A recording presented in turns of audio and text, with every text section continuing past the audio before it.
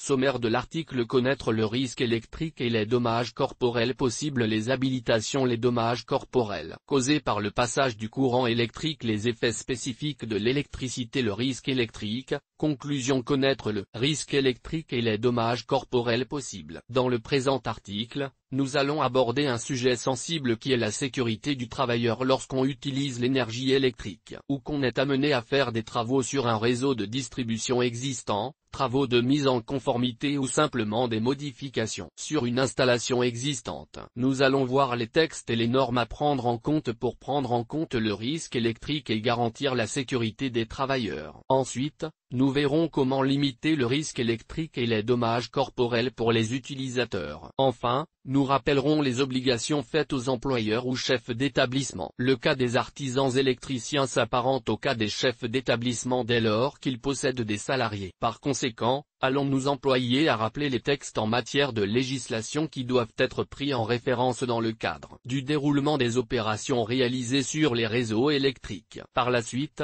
nous allons préciser quels sont les effets perceptibles lorsqu'un courant électrique traverse le corps humain. En effet, il existe de nombreux articles traitant du sujet de façon plus ou moins pragmatique. C'est pourquoi nous avons tiré de cette littérature les principaux points qu'il nous a paru important de mentionner ici. Opérations pouvant être réalisées au sens de la norme NFC 18510 en termes de définition des opérations pouvant être réalisées sur les ouvrages et installations électriques. La norme NFC 18510 donne quelques précisions sur les termes employés. Deux catégories d'opérations sont à considérer. Les opérations d'ordre électrique. Ce sont des opérations qui, pour un ouvrage en exploitation électrique, concernent les parties actives, leurs isolants, la continuité des masses et autres parties conductrices des matériels ainsi que les conducteurs de protection. Ces opérations peuvent être réalisées sur les ouvrages ainsi que dans l'environnement de ceux-ci. Type d'opération d'ordre électrique: hors tension, sous tension,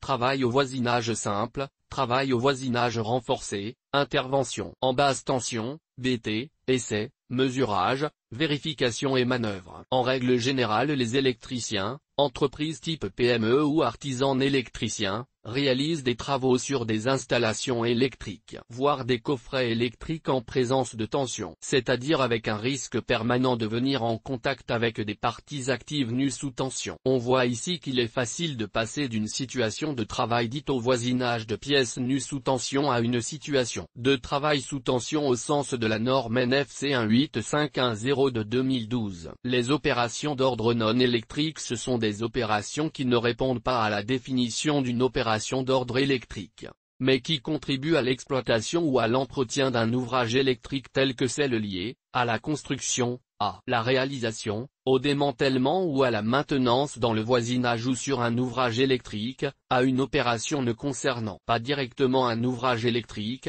mais effectuée dans l'environnement de cet ouvrage, tels que les travaux du BTP, les activités de manutention, transport, déchargement, etc. Les prescriptions en termes de prévention du risque électrique depuis 2012, c'est la norme NFC 18510 qui définit les prescriptions en termes de prévention face au risque électrique. Les opérations doivent être effectuées dans le respect des principes généraux de prévention contenus dans les articles L4121 à L4121-5 du Code du travail. En application de ces principes, il convient en premier lieu d'éviter le risque. En conséquence, chaque fois que possible, les travaux doivent être réalisés hors tension. À défaut, en supprimant le voisinage avec les pièces nues sous tension. Pour mémoire, comme exposé dans la norme NFC 18510, les travaux sous tension ne peuvent être entrepris que si les conditions d'exploitation rendent dangereuse ou impossible la mise hors tension ou si la nature du travail requiert la présence de la tension. Un ordre écrit du chef d'établissement est exigé pour ces travaux. Article R. 4544-7 du Code du travail. Le Code du travail, section 4, précise que l'employeur ou chef d'établissement doit entreprendre des actions de prévention des risques professionnels et de la pénibilité au travail, des actions d'information et de formation de ses salariés, la mise en place d'une organisation et de moyens adaptés aux situations de travail. Concernant les dangers représentés par l'électricité, l'article R. 4544-9 du Code du travail rend obligatoire l'habilitation des travailleurs qui effectuent des opérations, sur ou au voisinage des installations électriques en exploitation, sur des installations en construction, au voisinage d'autres installations en exploitation. Les opérations d'ordre électrique effectuées sur les installations électriques doivent être confiées à des personnes qualifiées, formées et habilitées. Les opérations d'ordre non électrique peuvent être confiées à des personnes sans qualification en électricité. Celles-ci doivent cependant être formées à la sécurité vis-à-vis du risque électrique et habilitées en fonction. Les habilitations. La personne qui habilite est celle qui a autorité sur le travailleur à qui elle confie une tâche présentant un risque électrique en respectant les dispositions prévues dans la norme NFC 18510. C'est l'employeur, ou son délégataire en matière d'hygiène et de sécurité, qui signe le titre d'habilitation. En cas de changement de signataire, le nouvel employeur ou son délégataire s'assure que le titre reste valide. Dans le cas des artisans électriciens travaillant seuls, il n'est pas obligatoire que ceux-ci s'auto-délivrent une habilitation électrique. En revanche, il est fortement conseillé que ces derniers suivent une formation à la prévention des risques corporels liés à l'électricité. Selon la norme NFC 18510 évoquée précédemment, le travailleur intérimaire lorsqu'une entreprise de travail temporaire met un travailleur intérimaire à disposition d'une entreprise dite utilisatrice, cette dernière vérifie que le travailleur intérimaire a reçu la formation correspondant à l'exécution des opérations. Si le poste de travail auquel est affecté le travailleur intérimaire présente des risques particuliers pour sa santé ou sa sécurité, la formation préalable à l'habilitation électrique fait partie de la formation renforcée à la sécurité exigée par l'article L4154-3 du Code du travail. Pour mémoire, le recours à un travailleur intérimaire nécessite la mise à disposition des documents suivants: les caractéristiques du poste à pourvoir, la qualification professionnelle requise du travailleur intérimaire, le ou les symboles d'habilitation nécessaires, les équipements de protection individuelle, EPI, nécessaires. L'entreprise utilisatrice doit vérifier les connaissances du travailleur intérimaire en matière de sécurité électrique. Assurer l'accueil et la formation nécessaires à l'adaptation au poste de travail. Vérifier que le travailleur intérimaire est en possession d'un carnet de prescription basé sur la norme NFC 18510. Le cas échéant, compléter ce carnet par des instructions de sécurité particulières à l'opération à effectuer. Les dommages corporels causés par le passage du courant électrique. L'électricité peut induire deux types d'atteintes à la santé: l'électrisation qui désigne les différentes manifestations physiopathologiques dues au passage du courant électrique à travers le corps humain, tétanie, fibrillation ventriculaire, troubles de la conduction, c'est-à-dire variation anarchique du rythme cardiaque, brûlure, rhabdomyolyse, lésions neurologiques.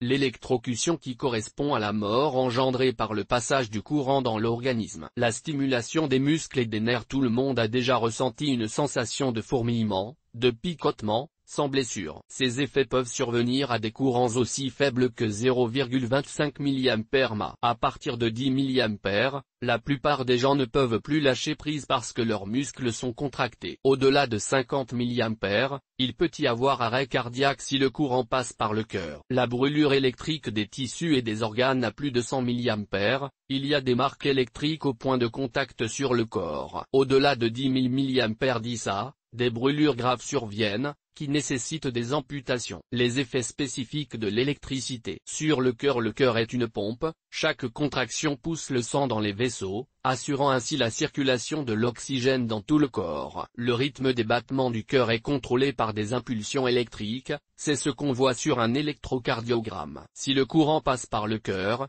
il peut perturber ce rythme. Cette irrégularité est une arythmie qui peut aller jusqu'à une désorganisation totale, c'est la fibrillation ventriculaire. Quand le cœur est en fibrillation ventriculaire, il ne pompe plus et il n'y a plus de circulation sanguine. La victime perd rapidement conscience et meurt si le rythme cardiaque normal n'est pas rétabli par un second choc électrique donné par un appareil, le défibrillateur. Les troubles du rythme peuvent survenir au moment du choc ou dans les heures, 24 heures, qui suivent l'accident. Sur les muscles sont stimulés par l'électricité. L'effet du choc électrique dépend des muscles touchés par le courant. Un courant de plus de 10 mA provoque une contraction soutenue, tétanisation, des muscles fléchisseurs, c'est-à-dire les muscles qui ferment les doigts et ceux qui tirent les membres vers le corps. La victime est incapable de lâcher la source de courant. Si les muscles extenseurs, ceux qui ouvrent les doigts et éloignent les membres du corps, sont tétanisés, la victime sera projetée, parfois très loin,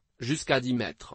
Les muscles, les ligaments et les tendons peuvent être déchirés au moment de la contraction soudaine due au choc électrique. Les tissus peuvent aussi être brûlés si le choc dure et si le courant est élevé. Sur le système nerveux, les nerfs sont les tissus qui offrent la plus petite résistance au passage du courant. Les effets dus au choc peuvent disparaître peu à peu ou être permanents. Une personne pourra donc ressentir de la douleur, des picotements, de l'engourdissement, de la faiblesse, de la difficulté à bouger le membre touché. Également, au moment du choc, la personne pourra éprouver une simple hébétude, de l'amnésie, perte de mémoire, des convulsions, un arrêt respiratoire. Les dommages ultérieurs aux nerfs et au cerveau varieront selon l'importance de la lésion causée par la chaleur sur le trajet du courant et pourront se manifester jusqu'à 3 ans après le choc. Les dommages aux nerfs pourront aussi entraîner des troubles psychiatriques. Les brûlures électriques ne ressemblent pas aux brûlures qu'on se fait avec le feu ou en touchant à quelque chose de chaud. Elles sont dues à la libération de chaleur provoquée par le courant dans le corps, et elles sont parfois invisibles et microscopiques. Les lésions internes peuvent donc être beaucoup plus graves que ne le laissent supposer les blessures apparentes,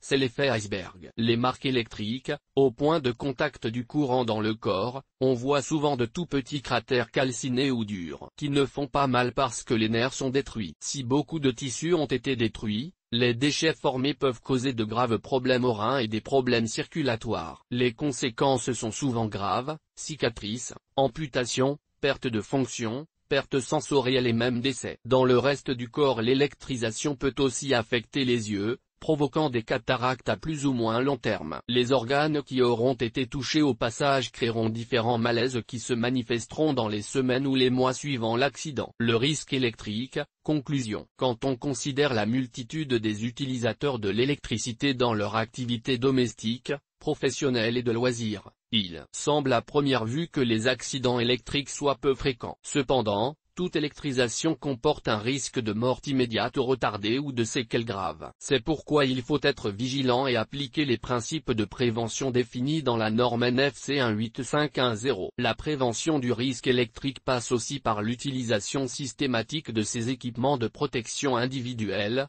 EPI, et ce quel que soit le type d'opération réalisée sur les installations électriques ou dans l'environnement de celles-ci.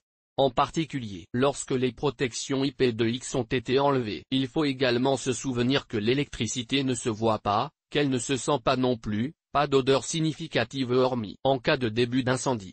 Elle se ressent, dès lors il est parfois trop tard pour éviter d'être victime d'électrocution. Il est donc important de prendre conscience qu'être muni de ces épis, c'est se prémunir du danger de mort. EGT. Que faire en cas de brûlure? EGT. Comment protéger les enfants des risques électriques? EGT. Glossaire électricité.